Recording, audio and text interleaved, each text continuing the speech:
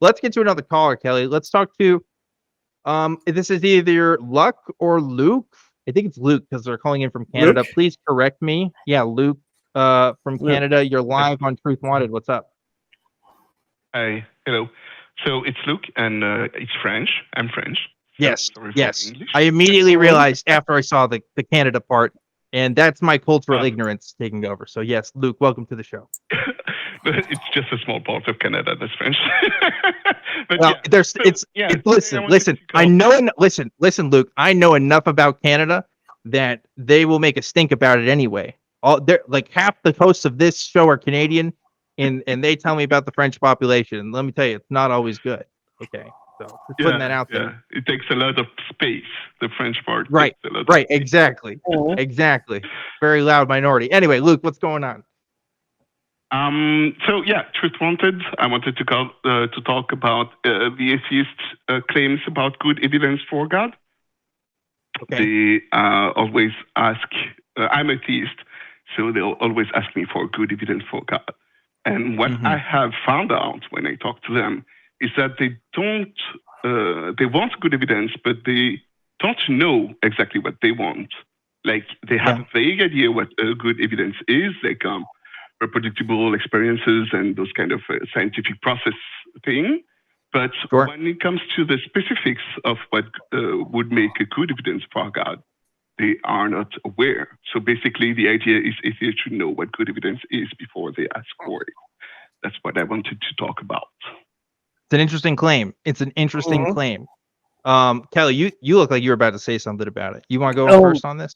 I have been asked this question, and I know this. There's always the standard answer of if God is all knowing, He would know what the proof would be that I need. But I'm going to go without that because I think I have a pretty good test, and I've brought it up to Christians who have mentioned this to me before. And I don't know if it would be absolute proof, but it would definitely move the needle for me.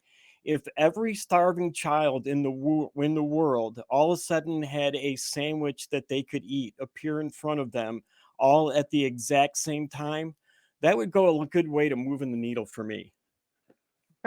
That's an interesting. Right. I mean, I don't know. That makes assumptions about God and His motives and what He would want to do too, right? Like if there could be a God that exists and maybe isn't interested in giving starving people sandwiches, right? So I think that might be a test for a certain kind of God. But I might even push back and say it may not be the perfect test. But maybe that wasn't what you're going for. No, I don't. I don't think it. I don't think that's a perfect evidence. But like I said, it would definitely move the needle for me. Okay. Here's what I would say to this question, because it is an interesting one, right? And I think that a lot of atheists are the first to admit that they may not know exactly what good evidence would look like. So as someone who calls himself an atheist, I have to reiterate the fact that every single person's idea of what a God is going to be different, right? We all have different philosophical conceptions of this God. Some lean more theist in nature, some lean more deist in nature. So the more specific the idea of that God is, the more we could have testability for those claims. For example, the God traditionally defined in the Judeo-Christian tradition, at least. Well, let's talk about the Christian tradition, I guess, specifically, is one that actually incarnated in a certain form and was able to do things that normally could not happen, given what we know about the laws of nature, right? Was able to manipulate those things. So, like, if somebody was able to manipulate the laws of nature in a way that could not be explainable or could not be done through natural means, like that might be some evidence for it. May not mean that they're God, over all of the universe, but maybe they have some sort of powers beyond that. There's only so much we can do though as beings that exist in a physical space and are limited to our physical observation, right? If there truly was a God that existed outside of physics, outside of the observable universe, then we really couldn't know about its existence, right? What tools would we have? How could we measure that? How could we really know anything about it? And the truth is we couldn't. So that's why a lot of atheists resign themselves to the label of agnostic atheists. They don't necessarily make the claim that a God doesn't exist, but they choose to live their lives as one that one doesn't. So I don't know. There's a long answer from both of us. Luke, what do you think? So the first one, every person who would want to eat will have something to eat. And the second one also doing something that is outside of physics. Both of them are akin to miracles, things that Sure. are extraordinary and have no current explanation. Science cannot explain it today. And these Sure. things, miracles, do happen in time. I'm a Catholic, so we have a process that we use to test miracles, and maybe you're not aware of it. But Well, can- Luke, can- no. Wait. You do not You have a process. bias. You will, no, You I have won't a even say that. I won't even say that. You do not have a process to test miracles. You have a council as part of the Catholic Church and as an arm that investigates the claims of other people who have claimed to witness miracles. That is a big difference between testing a miracle and investigating the claims of a miracle, right? If I'm a scientist and I'm trying to prove that a new particle exists, it doesn't happen through eyewitness testimony. They do it through processes of evaluation and stuff, right? And the Catholic Church is the same way. They're not testing new miracles as they appear. They're looking at the reliability of the claims of miracles, which I think is a very big distinction. oh, so yeah, because it's not reproducible. Like the miracle Yes. is not. We cannot do it on demand. Therefore, science cannot test it. Is that what you're saying? Yes, exactly. There's a committee that gets sent information based on people, and they evaluate those claims, right? So it's not a scientific committee in that sense, but Mhm. yeah. So there is a scientific committee that that can test what happened in the past. They don't have to test what will happen in the future. They can test if the event really happened in the past. We have historians and those kind of scientists that talk about the past, or how do you call those detective people? That Can I? kind of proof of events of the past. So what I was wondering, maybe if I could ask a question. Can I ask you a question first, Luke? Because every it person goes. wants to eat will have something to eat. That's a miracle. And if it were to happen, why? Well, it's not something that will happen on demand. You understand that it's not every day you will ask for everyone to have something to eat. Will eat. It would be something that would have happened in the past. And then, would you still be unconvinced that there is a God, or would you be convinced at that time that there was a God, or would you need more than just people telling you, "Oh, I needed bread, and then I had bread"? I thought I already answered that question when I said it would move the needle for me. But you say that we can test these claims of the supernatural from the past, and I'm wondering. Let's say we have a miracle of a crying statue, right? That cried 150 years ago. Now, how do we test that? How can a scientist or a historian go back and test that statue actually cried 150 years ago? Yeah, so that's a good question. I don't know who said it, maybe Kelley. So I don't know the process. What I was asking atheists, you and ObjectivelyDan, I think his name, Dan. Mm-hmm. Sorry, Mm-hmm. I'm not familiar with your names. So yeah, what would be the evidence that you are looking for, right? So you say there will need to be a miracle, and this miracle should be tested by science. How should science proceed for you to be, not convinced, but move the needle? At least, like Kelley said, it's not convincing enough to say there is a God, but it would move the needle a little bit. I would think with my example anyway, with the sandwiches, I would think that there would be enough eyewitnesses. Just about every person in the world would be an eyewitness to this miracle happening. So that's why I said it would really move the needle for me, because even if we couldn't replicate it to do it a second time, there would be literally millions of people who saw it happen when it happened. Yeah, I mean, beyond that, right? Oh, go ahead. No, I was about to say, and that to me, that's why it would move the needle for me, is because it would be something that so many people were able to witness happening at exactly the same time. Right, and Kelley is pointing out too. There is a number. Well, Well, look. He's There is pointing a out number too. of people that needs to. Yeah, there's a number of people that witness these miracles, but look, they don't come up to like when a paleontologist, right, is making claims about what happened in history. There's a great place in Waco. It's a mammoth site that's there, and they have claims about when these specific mammoths were there, several thousand years ago, and what actually happened to them in their deaths, and why they're here. Because we know about minerals, we know about weather patterns. We look at these processes and we can extrapolate on what happens in the past. We also have lots and lots of other methods that involve radiocarbon dating and other kinds of forms of dating that we can figure out what happens there because we have a precedent. That's the thing with natural science, is that there is a precedent that we can look at to demonstrate the truth claims of these matters. The problems with miracles, of course, is that it supersedes that precedent. It's breaking precedent. That's kind of the whole point of a miracle. And the reason why we talk about miracles so much, by the way, is because if Kelley just told me he was a god, what other way could he really demonstrate that to me than by doing something that no other thing could do? Now, again, he could just be a super powerful alien or whatever, and that's why we make the distinction of moving the needle and not necessarily being convinced that he's a god. But he has to be able to at least do something that couldn't be done otherwise. Otherwise, he's just saying that he's God. There's 1,000 people every day that say they're God. That doesn't really mean anything. Now, again, with the examples of the church, right? I understand that there's a committee that happens, and they have doctors on that committee. They have educated people with PhDs who will say, yes, this is what happened at this, and we can't explain what's going on with this stuff, and that's why. Yeah, and allegedly atheists too, right? Yeah. They're allegedly atheists according to the Catholic Church. I don't know how true it is or not. It's whatever with me.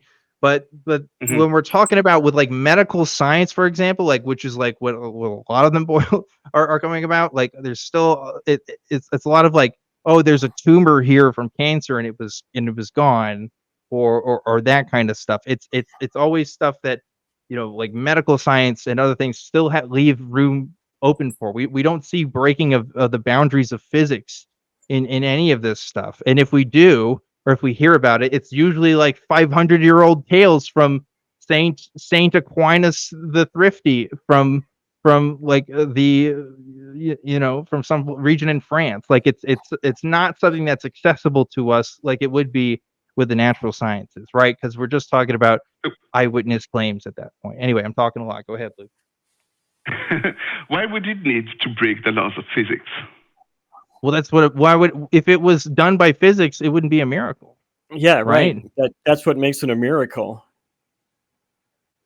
So I ask the question again, why would it need to break the laws of physics? You said your first answer was because it wouldn't be a miracle if it doesn't break the laws of physics.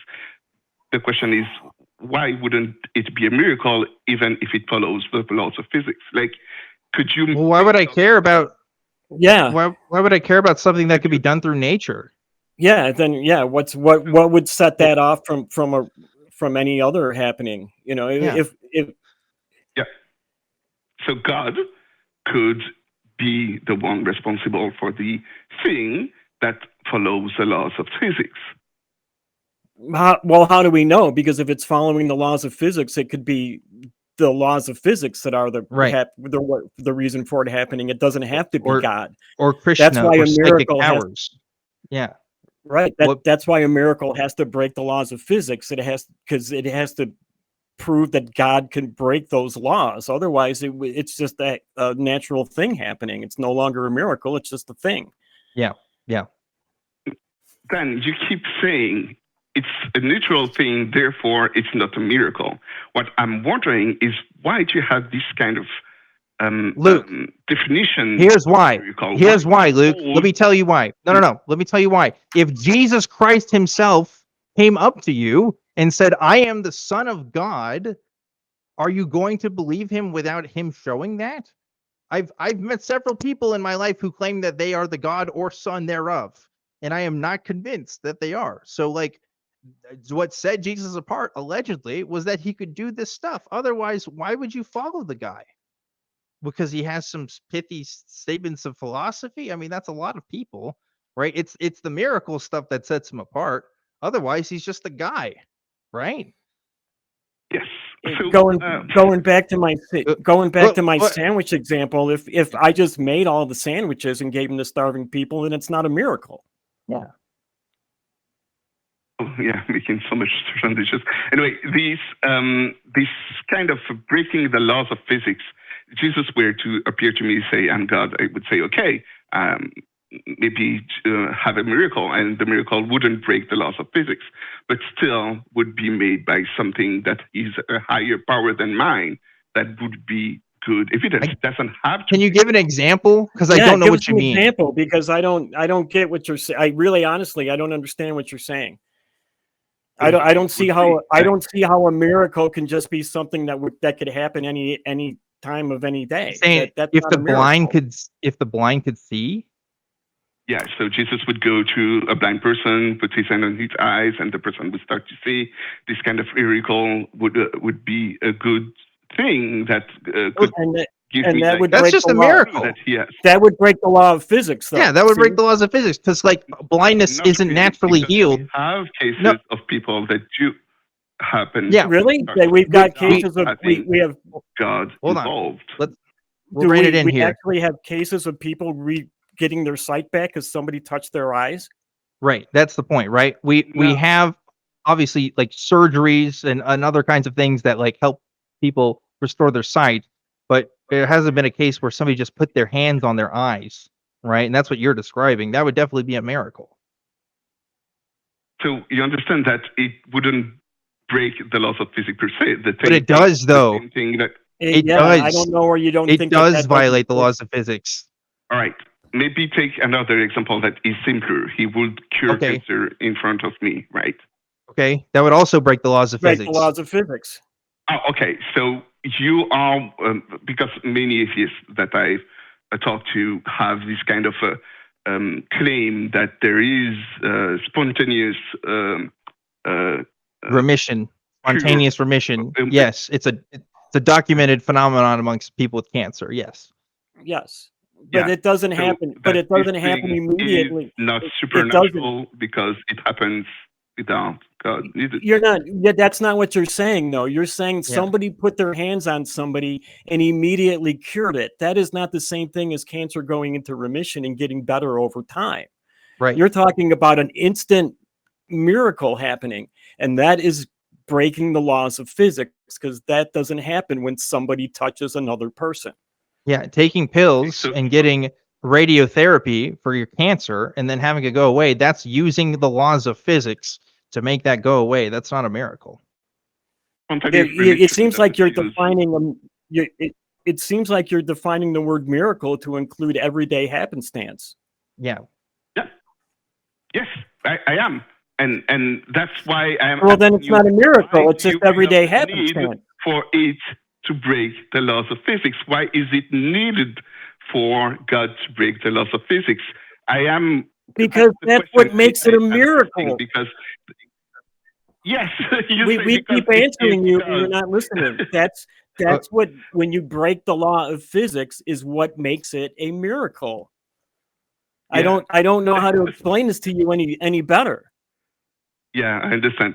So there is no way for you, besides breaking the laws of physics, for God to have a good evidence. Something that you consider good evidence would be something that would break the laws of physics. There is no other way. Yes, because anybody who's doing things just through the laws of physics is not a God. Anybody can do that. I can do that. You can do that. Dan can do that. Anybody listening to the show can do that. It's not a miracle. Or at least not a God in a meaningful sense of that word. Mm-hmm. Mm-hmm. So, yeah, that's what I mean by they don't exactly know what they mean when they say they need good evidence. What you mean by breaking the laws of physics is doing something. I'm not sure that you understand what you mean when you say miracle. What?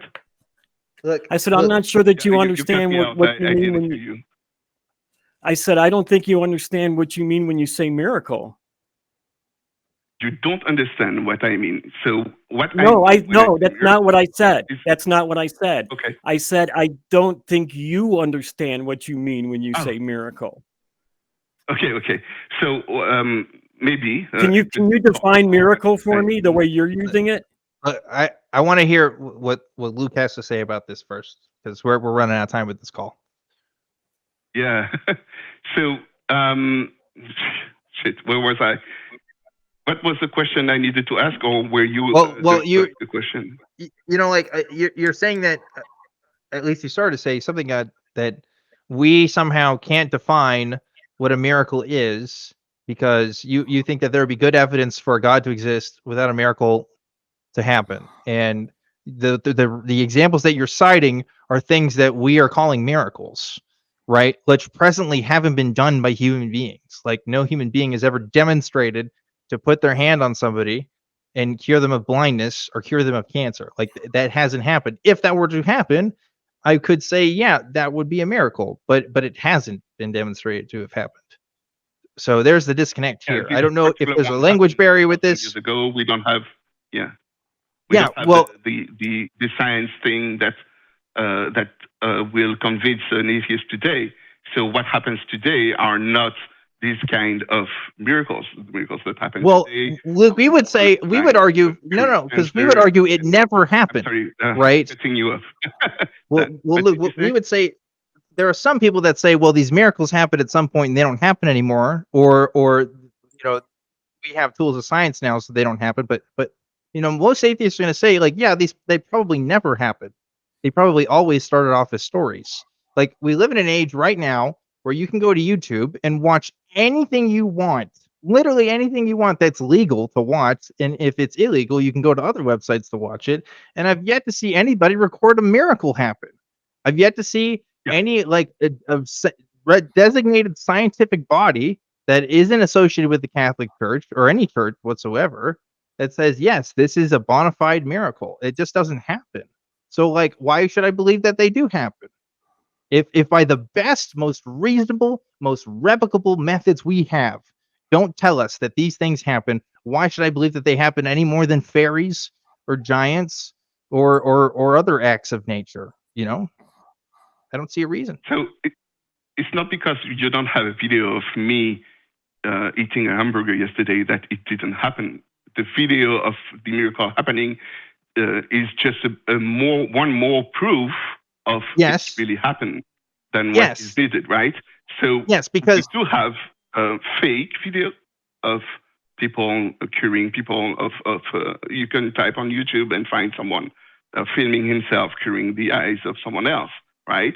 Yeah, so it's they're fake, video. It's but not real. All right, okay. So you understand that even if you were to find a real miracle that is taped, this is not enough. It is not enough to have a video of it being taped. You need more evidence than just the video for you to say, okay, that's why, it is indeed. I agree. That's why I use the sandwich example, because there would be so many eyewitnesses. I wouldn't be relying on a video. I thought that my example pretty well. I thought, and to cover a lot of the bases, including this one. Yeah, right. And look, if you want to, so wait, there is Luke, so many ideas. You're two people. Luke, we got. I know. I understand. It's a hard thing. Listen, we're running out of time with this call. I'm sorry, we can't talk to you for much longer. Okay. Because we got a lot of other people. Right. But this is what I'm going to leave you with. Okay, I understand your point in saying that. Yes, well, you need more than just a YouTube video, right? There has to be more than that, and I agree with you. A YouTube video is not enough. YouTube videos can be fake. But we haven't even found a real YouTube video yet. You know what I mean? Like, a YouTube video would be like the bare minimum that we could do. And because the claim that a miracle happened requires a preponderance of evidence that's higher than the claim, oh, I ate a hamburger yesterday, we have to take that. We have to have stronger convictions for that, right? Like, in the American court system, you have to, beyond a shadow of a doubt, think that somebody is guilty for a crime, whereas in civil procedures, it's just a preponderance of evidence if you're, considered more than 50%, really. And the reason is because someone who's guilty of a criminal offense is subject to penalties that can often be for the rest of their life that they have to deal with. So we take it more serious consideration for that. The same thing we have to do here. This isn't a question of whether you ate a hamburger or not. This is a question of whether the universe is operating under divine guidance or all these other stuff that happens if Christianity is real specifically. But anyway, look, I do have to let you go because we've been talking for a bit and we got other people who want to talk to us. Not to say that I don't think that was a good call. However, I do think your definition of miracle is very suspect. And I don't know if that's a language barrier thing or what, but like people just doing regular stuff that's kind of defeats the point of the word miracle, you know. But thanks for the call, Luke. Yeah, thanks for the call.